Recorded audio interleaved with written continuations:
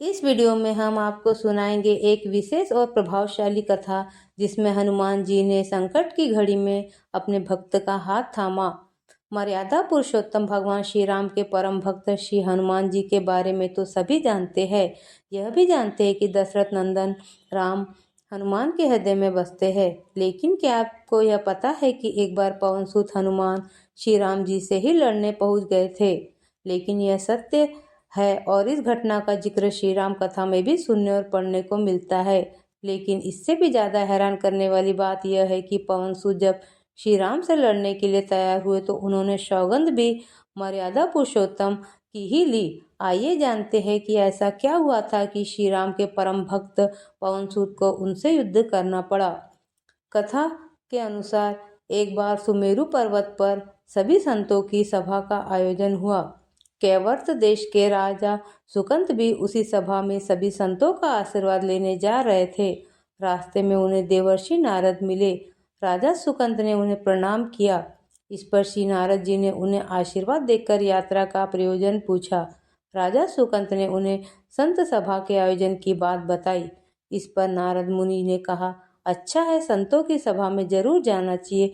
ऐसा कहकर सुकंत को जाने का आदेश दिया। सुकंत जैसे ही सभा में जाने के लिए प्रस्थान करने लगे, वैसे ही नारद जी ने उन्हें आवाज दी। इसके बाद कहा कि जिस सभा में जा रहे हो उसमें सभी को प्रणाम करना, लेकिन ऋषि विश्वामित्र का अभिवादन बिल्कुल भी मत करना। इस पर सुकंत ने पूछा कि यह तो उचित नहीं है। तब श्री नारद जी ने कहा कि तुम भी राजा हो, वह भी पहले राजा ही थे, अब संत हो गए, मत करना प्रणाम। राजा सुकंत ने किया भी ठीक वैसा ही। सभा के समाप्त होते विश्वामित्र जी श्री राम से मिलने पहुंचे। वहां पहुंचकर उन्होंने बताया कि उनका अपमान हुआ है। वह इसे भूल भी जाते, लेकिन यह तो संत परंपरा का अपमान है। राम जी ने पूछा, गुरु जी क्या हुआ? तब विश्वामित्र जी ने कहा कि मेरा अपमान हुआ है। राम जी ने पूछा, किसने किया है? तब विश्वामित्र जी ने पूछा कि जानकर करोगे भी क्या? इस पर श्री राम जी ने कहा कि गुरु जी, आपके चरणों की सौगंध लेकर प्रतिज्ञा करता हूँ कि जो सिर आपके चरणों में नहीं झुका है उसे काट दिया जाएगा। कल सुबह मैं उसका वध करूंगा। श्री राम की सौगंध का जैसे ही राजा सुकंद को पता चला, वह नारद मुनि को ढूंढने लगे। काफी देर तक वह परेशान रहे, लेकिन नारद मुनि उन्हें मिल ही नहीं रहे थे। व्याकुल होकर जब वह रोने लगे तब नारद जी प्रकट हुए। सुकंत ने हाथ जोड़कर उन्हें सारी बात कह सुनाई, साथ ही प्राणदान की विनती की। इस पर नारद जी ने उन्हें माता अंजनी की शरण में जाने की सलाह दी। यह भी कहा कि अगर उन्होंने तुम्हें बचाने का वचन दे दिया तो तुम जरूर बच जाओगे। लेकिन यह भी कहा कि वह किसी को यह नहीं बताएंगे कि नारद जी ने उन्हें यह सलाह दी है। राजा सुकंत के रोने की आवाज सुनकर माता अंजनी बाहर पहुंची। तब उन्होंने कहा कि माता मुझे बचा ले, अन्यथा विश्वामित्र जी मुझे मार डालेंगे। इस पर माता अंजनी ने सुकंत को उसके प्राण बचाने का वचन दिया। उन्होंने कहा कि तुम शरण में हो, तुम्हें कोई नहीं मार सकता। इसके बाद राजा सुकंत को विश्राम करने के लिए कहा।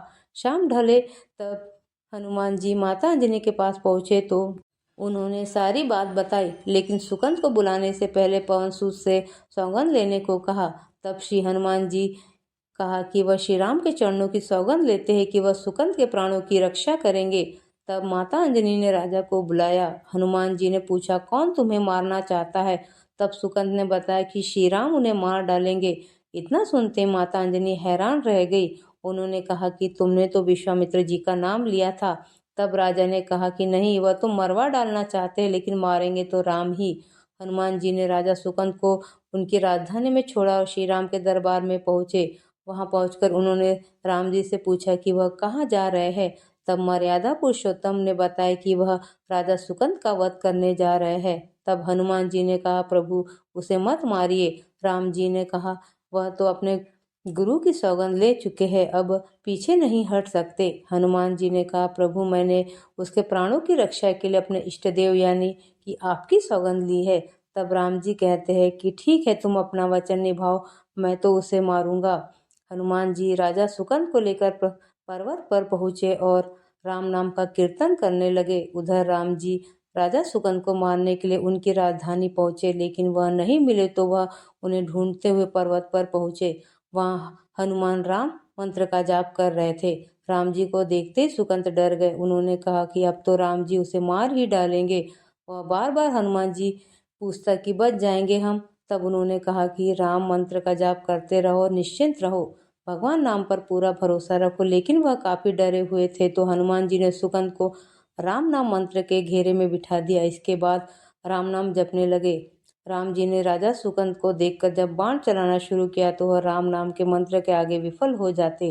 राम जी हताश हो गए कि क्या करें। यह दृश्य देखकर श्री लक्ष्मण जी को लगा कि हनुमान जी भगवान राम को परेशान कर रहे, तो उन्होंने स्वयं ही हनुमान जी पर बाण चला दिया। लेकिन यह क्या, उस बाण से पवनसूत के बजाय श्री राम मूर्छित हो गए। यह देखते ही लक्ष्मण जी दौड़ पड़े और देखते हैं कि बाण तो हनुमान जी पर चलाया था, लेकिन मूर्छित राम जी कैसे हो गए। तब उन्होंने देखा कि पवनसूत के हृदय में तो श्री राम बसते हैं। राम जी जैसे ही होश में आए वह हनुमान जी की ओर दौड़े। उन्होंने देखा कि उनकी छाती से रक्त बह रहा है। वह हनुमान जी का दर्द देख नहीं पा रहे थे। वह बार बार उनकी छाती पर हाथ रखते और आंखें बंद कर लेते। पवनसूत को होश आया तो उन्होंने देखा कि राम जी आंखें बंद करके हनुमान जी के छाती पर बार बार हाथ रखते हैं, फिर हनुमान जी के सिर पर हाथ फेरते हैं। तब पवनसूत ने सुकंद को पीछे से निकाला और उसे अपनी गोद में बिठा लिया। तभी राम ने फिर से हनुमान जी के माथे पर हाथ फेरा, लेकिन इस बार वहां पवनसूत की जगह राजा सुकंद थे। राम जी मुस्कुराए और हनुमान जी बोल उठे कि नाथ, अब तो आपने इनके सिर पर हाथ रख दिया है, अब तो सब कुछ आपके हाथ में है। इसकी मृत्यु भी और जीवन भी आप ही सुकंद के जीवन की रक्षा करें। राम जी ने हनुमान जी से कहा कि जिसे तुम अपनी गोद में बिठा लो उसके सिर पर तो मुझे हाथ रखना ही पड़ेगा, लेकिन गुरु जी को क्या जवाब देंगे। तभी हनुमान जी को विश्वामित्र जी सामने से आते दिखाई पड़े। उन्होंने राजा सुकंद से कहा कि जाओ, तब प्रणाम नहीं किया तो क्या हुआ, आप कर लो। राजा ने दौड़कर विश्वामित्र जी का अभिवादन किया। वह भी प्रसन्न हो गए और बोले, राम इसे क्षमा कर दो। मैंने इसे क्षमा कर दिया क्योंकि संत का काम मिटाना नहीं बल्कि सुधारना होता है। यह भी सुधर गया है। उन्होंने सुकंद से पूछा कि संत का सम्मान न करने की सलाह तुम्हें किस कुसंग में मिली। राजा सुकंद विश्वामित्र जी से कुछ कहते कि इसके पहले नारद मुनि प्रकट हो गए। उन्होंने सारी घटना कह सुनाई। तब विश्वामित्र जी ने पूछा कि नारद, तुमने ऐसी सलाह क्यों दी।